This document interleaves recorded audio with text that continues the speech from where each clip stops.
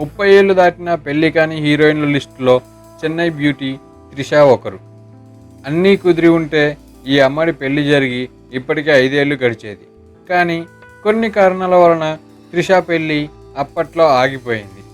అయితే కోలీవుడ్ తాజా సమాచారం ప్రకారం త్వరలోనే త్రిష పెళ్లి చేసుకోబోతున్నట్లు తెలుస్తుంది.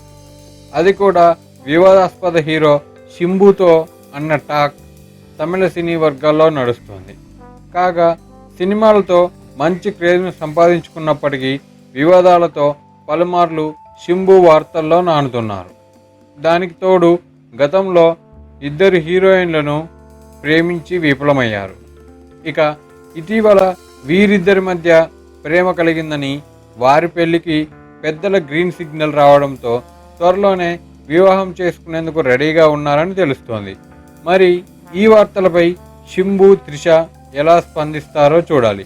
కాగా వీరిద్దరూ విన్నయ్ తాండి వరువాయా, ఏం మాయ చేశావే తమిళ్ వర్షన్, అలై అనే చిత్రాల్లో కలిసి నటించారు. ఈ 2 మంచి విజయాన్ని సాధించాయి. లాక్డౌన్ సమయంలో కార్తిక్ డయల్ సైత ఎన్ అనే ఒక షార్ట్ ఫిల్మ్లో కలిసి నటించారు. ఇక ప్రస్తుతం విన్నయ్ తాండి వరువాయా సీక్వెల్లో ఈ ఇద్దరు కలిసి నటించబోతున్నట్లు తెలుస్తోంది.